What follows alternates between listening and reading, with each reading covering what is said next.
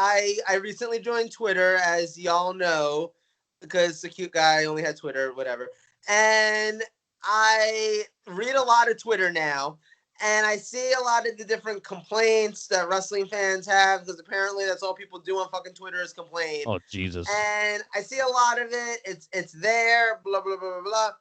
I want to know, for you guys, and also I just wanted the opportunity to rant myself, what complaints from the wrestling community are you just tired of hearing at this point? Like, even if you agree with them, you're just like, but we fucking get it. Like, just shut the fuck up already. This is easy. We just discussed it 2 minutes you ago. Can go first. We just discussed it. The whole complaint about Raw. There's certain people listen to this podcast too. I know they're gonna hear this and probably get pissed at me when I say this, who bitch and moan about Raw every fucking week on social media. So, sir or ma'am, why are you watching? You have options. You don't have to watch it. And guess what? You can go on YouTube, watch clips. Or you can go on fucking Instagram, watch clips. You can literally watch the edited version on Hulu. Go on PW Insider and read the like 3-page report about what happened. And the thing is, I agree with this person about Raw being meh. But every fucking week, dude.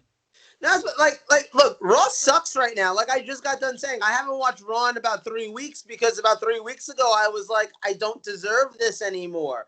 And that doesn't like I'm gonna watch the pay-per-view. I'm gonna watch WrestleMania Night 3. I watch SmackDown. You know, like I'm not giving up on WWE, but I can't do Raw right now. Like I would honestly, I've seen more people talk about the really good Ricochet and Ali matches on the last 2 weeks of Main Event. I have more interest in watching the last 2 weeks of Main Event on Hulu than I do watching any of Raw from the last couple of weeks. Wow.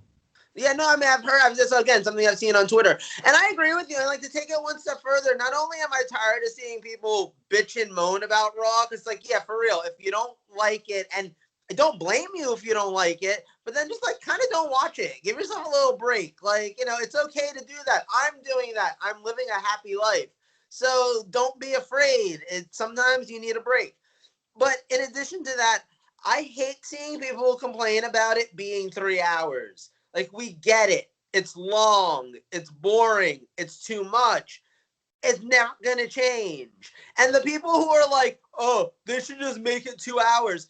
I don't think you actually know how TV contracts work. Because, like, Vince McMahon can't just call USA and be like, you know what? 3 hours not working for me anymore. We're going to only give you 2 hours. These motherfuckers are paying them for 3 hours. Vince McMahon will go out and read a phone book for 90 minutes. It's what USA wants anyway. They want 3 hours. They want 3 hours. USA wants 3 hours. Right. USA wants fucking 10 hours. Like, y'all are lucky that it's only 3 hours of Raw and not fucking 8 hours of Raw. Honestly. I'm not disagreeing with you at all. Oh, another one, too, also for me, maybe some degree. I'm going to sound a little biased here, but follow me. The AEW nitpicking at times can get a little annoying. Now, granted, some is justified. The Tony Khan thing is fucking annoying now. He's gotten a little annoying the last couple months. Like, geeky wrestling fan owner / promoter. I think this one, I think last night they have a legitimate argument. No. The ending last night was fucking stupid. Great show to that fucking ending. Okay, so wait. I disagree. I love we can go off on this for a second. What? I love the ending of that show. I love the ending of that match. I like logical endings to illogical stipulations. Like I said, like my favorite ending to an I Quit match was in CZW with, I think it was Nick Gage and like Brain Damage or somebody like that, where the match ended where Nick Gage fucking poured gasoline all over Brain Damage, took out a book of matches, and said, say I quit or I'm going to set your ass on fire. Guess what Brain Damage did? He said I quit because that makes sense. You don't want to be set on fire. Fuck your ego at that point. So I enjoyed that. I enjoyed that, you know, MJF getting him on top of the cage and being like, look, either give up or I'm going to push your guy off. And they gave up. Like, I think that made a lot of sense. I thought that was well booked. The only problem I had with this, and I've watched it twice now, and it wasn't as bad the second time, if I'm being honest. It's a production thing. The angle that they took of the shot, the way that they showed Jericho landing and stuff. Look, it's a stunt. He's a stunt man at that point. He's doing a stunt. Anytime anyone does a stunt in Hollywood, they're landing on something safe. They're not trying to actually die. They have safety precautions. So of course he had safety precautions. Your job is to film it in a way where you're not giving that away. You know, like if we went to see the Fast and the Furious and you could see during the scene that the cars aren't about to actually crash into the ground, you're like, okay, well, that was kind of stupid. What like, sucks though, give that away. What sucks though is unfortunately that was a pretty much a 4 or 5 star match last night, but because of the ending, because of not because of the ending, because of the fall and the camera work, the lack of production there. That's all we're talking about next day. That's what us here, but on social media, that's all we're hearing about the production, the lack of. Yeah, no, that and like that was look, and the thing is, every wrestling company does this. To be honest, Yes. WWE is probably the best at not doing it, and even they mess up. Like remember WrestleMania 17? Remember WrestleMania 17 with the Triple H Undertaker spot? That like Triple H goes over the barricade or whatever it is, and he goes landing, and like when they show the shot live, it looks awesome. You just see Triple H go flying over and landing. Then they cut to a replay of it from a different angle, and you see that he lands on like basically plywood or whatever it was. So even WWE makes that mistake. WWE though hasn't made that mistake in a long time that I can remember. They do a pretty decent job at this point, but I've said for years that WWE puts on some of the best productions like this side of Broadway, honestly. They put on live shows. They do amazing work in general. So I'm not surprised that they're better at this. But like, look, I was even watching, I've been watching the old NWA TNA pay-per-views. I'm on like week 5 now of those. It's something. It's something. And all I could say is though, like I was watching a match today and it was an X Division match with 6 guys who basically were like the best of the indies in 2002. So like Elix Skipper, Christopher Daniels, Low Key, Tony Mamalu. Prime time, baby. And I think it was like Kid Romeo or something like that. He was the odd man out. Right, exactly. One of these things is not like the other. Right, exactly. One of these things just doesn't belong here. And Jerry Lynn was in that match too. So, like, that was one of those matches, though, where, like, you have the spot where the guy's jumping off the top rope, and, because of the way the camera angle is, you can see that all of the guys are literally waiting for him to jump. There's a way to film that where it doesn't look like, hey, guys, let's all just stand here until we get jumped on, There's a way to film that where it's like, oh, okay, cool, he's jumping, they're not ready for it, You can create that atmosphere. WWE does a good job of that. Their directors and camera people and stuff are very good at that. I think AEW needs to be better at that. Like, AEW is trying to be WWE level. You can't be WWE level and not give us WWE production. And the thing is, they apparently have the money to do it. Like there's nobody acting like AEW doesn't have basically an unlimited checkbook. Like, I don't know exactly what goes into it and stuff, but there doesn't ever seem to be a no or, oh, that costs too much or anything with AEW. So, except for blowing up their ring. Well, yeah, exactly. Like, didn't fit in the budget apparently. I don't see. You know how much a new ring costs? But okay, I will counter your thing though.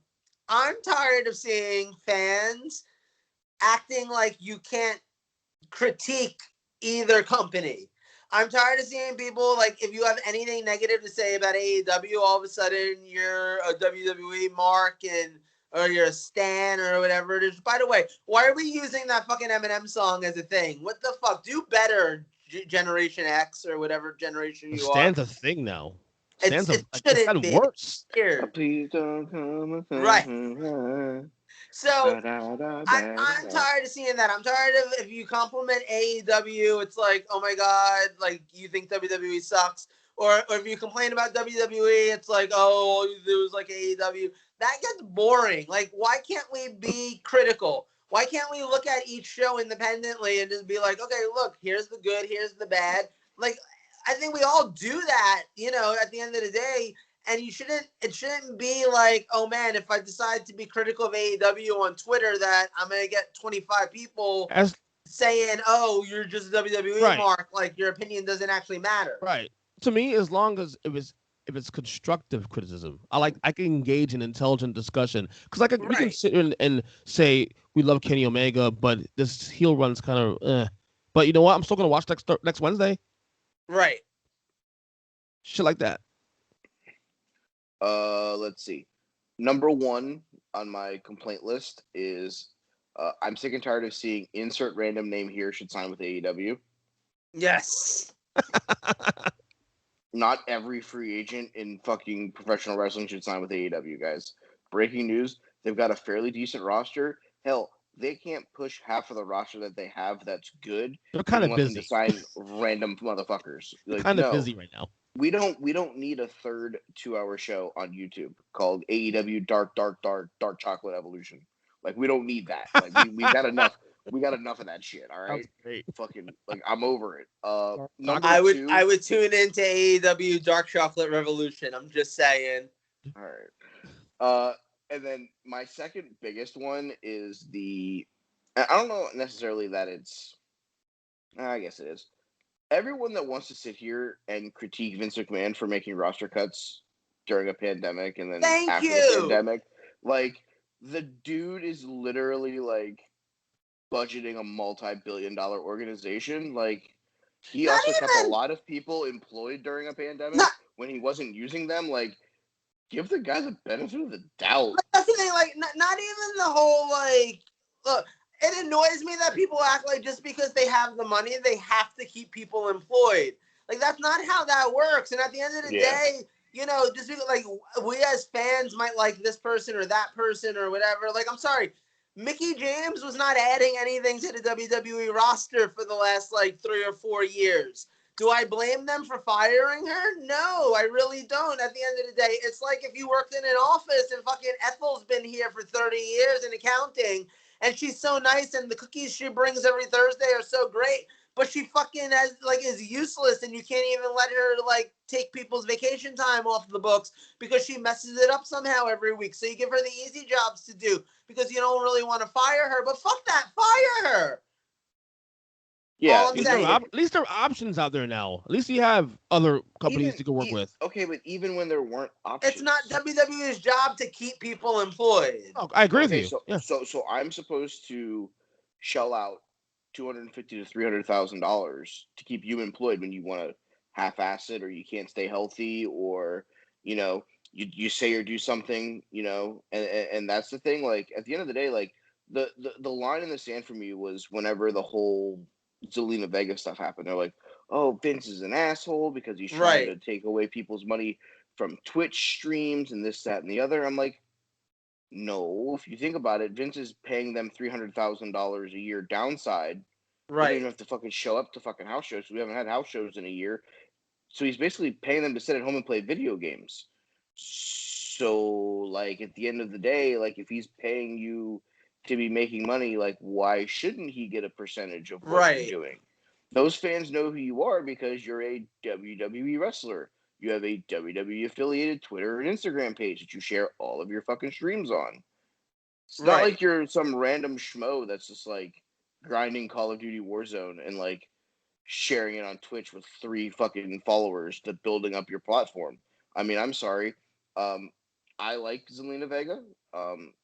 But yeah, when you post a picture on Instagram of you in, like, a fucking Sub-Zero costume, wearing, like, basically just enough to cover your boobs, like, oh, streaming now, every red-blooded American male that is straight, no offense, Joe, I'm not offended that there are straight people.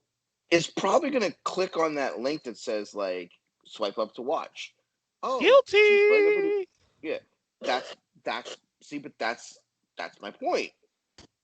You're using a WWE affiliated thing to promote your business. You know, everyone wants to go, oh, they're picking and choosing their battles with Woods, you know, and up, down, down. I'm sorry, the up, down, down t-shirt that we bought is a WWE licensed shirt. Yeah, WWE got the money for that. Yeah, Woods and Cole and Cesaro and Breeze probably got their merchandise cut for the shirts that were sold, but WWE's getting a lot of the big portions of that. So I'm sorry, like the people that got cut, it's unfortunate. I'm sorry they lost their job. He wasn't adding anything because she couldn't stay healthy. I am currently listening to Chelsea Green's podcast because it's actually entertaining. It's only like 35 minutes. It's not a 3-hour show. It's quick, fast, and to the point. She's very entertaining on a podcast. Couldn't stay healthy. Unfortunately. Like, that's something. It's like they tried to debut her 3 times. She got hurt all 3 times. Right. Like I'm sorry. Like, I think she's great. I think her character thing is really good. She's the unfortunate one that got the injury bug. Like, and look, you guys are more into sports outside of pro wrestling than I am because, you know, it is what it is. So, other sports, nobody's ever like, oh man, like the Green Bay Packers decided to cut that guy. Fuck them. They should have kept him and kept paying him. Like, that's not a thing that happens anywhere else, is it? No, not really. No. It's weird that happens with WWE, and it always happens. Fascinating that you bring that up, and this is a point that Albert Pujols signed a 10-year quadrillion-dollar contract to play for the Angels. Okay, I love that for him. Well, they cut him in the final year of it this year. They just designated for an assignment earlier today. This morning, yeah. Because he's not performing. So he's a 38 or 39-year-old first baseman DH who's got feet that are probably this of a 55-year-old. He's got like plantar fasciitis to like the worst fucking batting degree. under 200 too. So, and you're like, oh, you know what? You guys should still be paying him $25 million this year. Right. And give him playing time over the young guys that we're trying to develop. No, maybe you guys should shut the fuck up and let us fucking run a baseball organization, try to win some goddamn baseball games. Right, exactly. Like, what the fuck do you mean? Like, that. See, that's the point that it's like, if it makes sense from a logical standpoint, Pujols not performing, you know, somebody being hurt, like, yeah, okay, you want to take care of him because they got hurt playing for your organization, but it's like, you're not going to keep him under contract for 3 years because the guy fucking, you know, blew out his shoulder. Like, you pay him, you the rest of his contract, you let him recuperate. Right. If he makes a comeback, you want to re-sign him for less, cool. If not, then like you move on from it. It's kind of like how like Chelsea Green's that is unfortunately the way that is. Like, I think she's great in ring. I think she was very, you know, with the Robert Stone brand and all that fun stuff. But it's like she didn't really get to hit that stride because she got hurt. It sucks. Like, I think she could have been a great act. There was she shared something that she had the idea to become the 3rd member of the Iconics and call them the Triconics. It was going to be her trying to force her way into Peyton and Billy, and then like finding out that really it was Chelsea's the crazy one, not Billy and Peyton fucking turning on each other. Like, they're eventually going to turn on Chelsea. But like that would have been a fun angle to do during the pandemic era where there was no fans. Yes. You could have done that, but then she got hurt. Right. And like, it sucked. At a certain point, you move on. You move on from the athlete if they can't stay healthy. The best type of ability is availability. So the one cut though before we move on that I will always be like, I don't understand it is obviously Billy and Peyton. Yeah. I think what it comes down to with them is as much as they get over like character wise, I don't think that Vince, and I mean, I shouldn't put words in his mouth or thoughts in his head. I have no idea what he's thinking and stuff.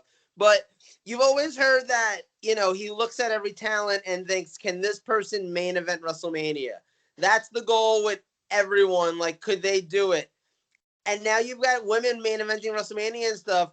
I wonder if he just kind of looked at the two of them and was like, you're never going to main event WrestleMania. I don't know why I have you here otherwise. Because, like, they were a great, and this is the thing, right? It's a failure on WWE's part because they are the mid-card. They are what we've talked about with the women's wrestling where, like, you're missing mid-card. You have upper card and then you just have lower card. You don't have a mid-card. They were perfect for that role, and WWE fucked it up. I'm not surprised that they fucked it up, but they fucked it up. So, you know, it kind of is what it is, but I see that being the thing where you know, they kind of do have a ceiling, but that's okay. So you need people in your company who have a ceiling. You need that level sometimes, you know? You need Hercules. Yeah, no, I mean you need you need depth. You need, Yeah, right. roster depth, essentially. So okay, I gotta do the biggest, most obvious. Like, I'm tired of hearing wrestling fans discuss. This is the obvious one, right? Dave fucking Meltzer. I'm so tired of hearing wrestling fans either defend him or bitch about him or any look. At the end of the day, and this is something I always say about him, and I will continue to say it. I look for opportunities to say it. It amuses me that everyone gets really angry at the authority that we give him because he has no authority whatsoever. He's not. He's a fucking Some, journalist. Right. He's not a journalist. He's not a Whatever. Harvard-educated journalism major. Yada yada. He's a writer who writes like a news sheet for wrestling. So what he does, he's made a very successful career out of that. Mazel tov to him, Dave. I love that for you. But at the end of the day, he's not like this incredible journalist. He's not, he's not the be-all, end-all expert. And like the thing is, at the end of the day, too, it's all his opinion. And that's what I don't get. I don't get how people get so stuck on like his opinion is gospel. His opinion is gold. It's not. It's one man's opinion. He has his likes. He has his dislikes. We all do. There are wrestling matches that I absolutely hate that he absolutely loved, and vice versa. There are That's fans. natural. The only reason that people aren't giving my opinion more value than his is because they're not. Like, that's literally all there is to it. People give his opinion value and then complain that it has value. And if I never have to hear anyone complain about that again, it would be too soon. It's like if every week I saw people bitch and moan about like A.O. Scott's latest film review in the New York Times. I would literally be like, well, why the fuck are you reading his film reviews?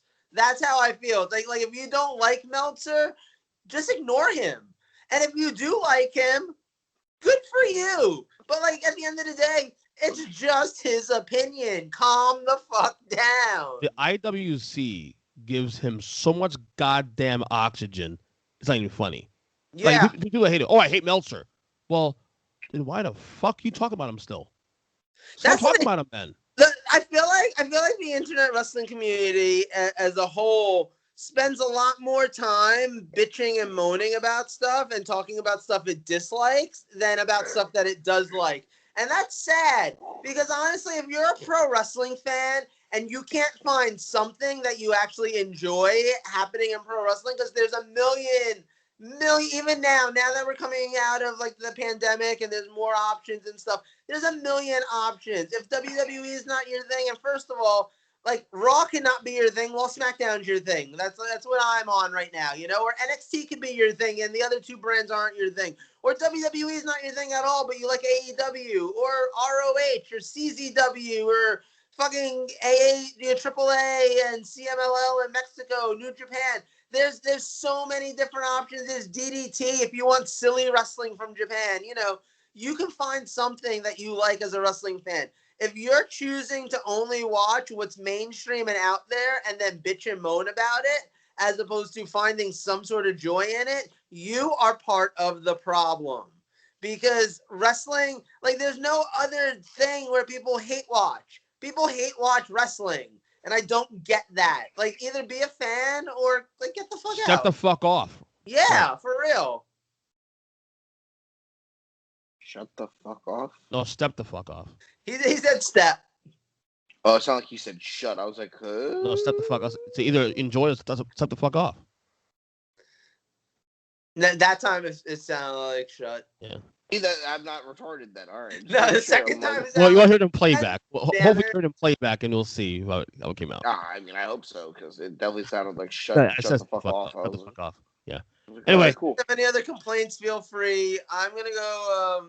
I'm gonna go see a man about a horse. Any complaints? Go ahead and tweet J-Lo Sugar.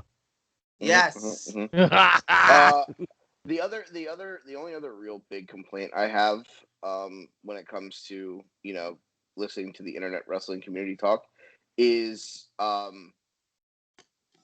the whole fucking John Moxley IWGP US title run, where it's like, Oh God.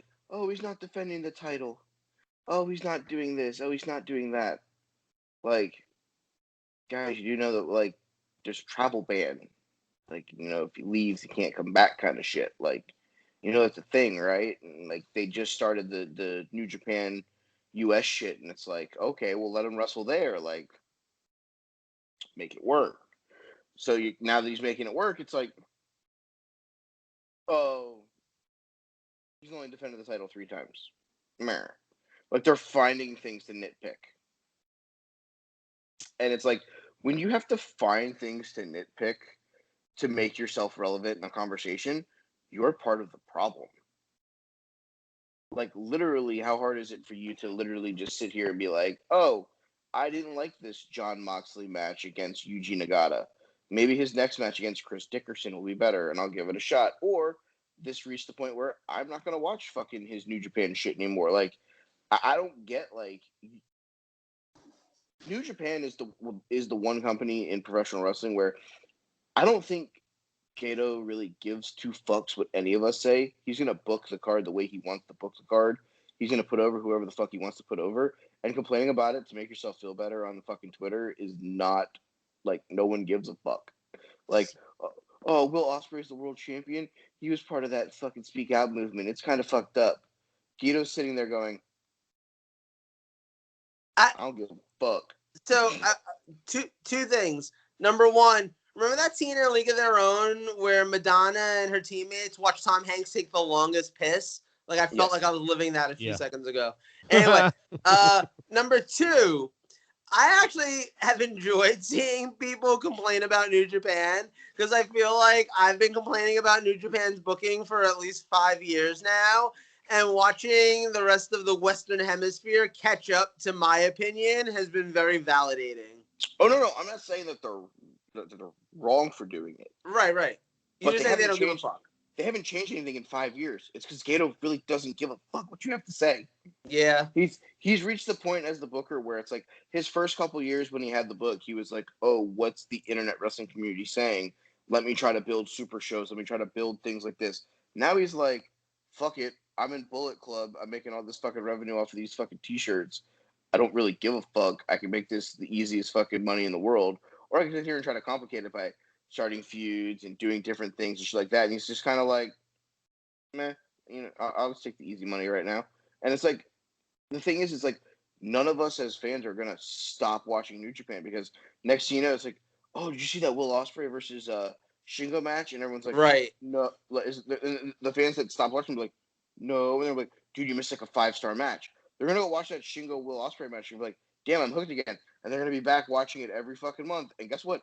Kato's booking still hasn't changed. Right. You're right. It's still the same shit. And that's one of the differences between like New Japan and Raw too, though. Like nobody's tuning into Raw next Monday because everyone was like, oh my God, did you hear about that 5-star Drew McIntyre and Shelton Benjamin match? Like New Japan does have that benefit of like you're still gonna get those great in-ring matches, especially in the main event level. Oh, absolutely. That's the thing. Yep. It's you're complaining about something that it makes sense to complain about, but when you've done it for fucking 5 years and nothing's changed, maybe it's time to just start critiquing the in-ring work and knowing that this match was missing this match was missing this, not, oh, Jay White should have never won the never open weight title. They've only pushed Jay White to every fucking title in the fucking company. Right. Like, now you're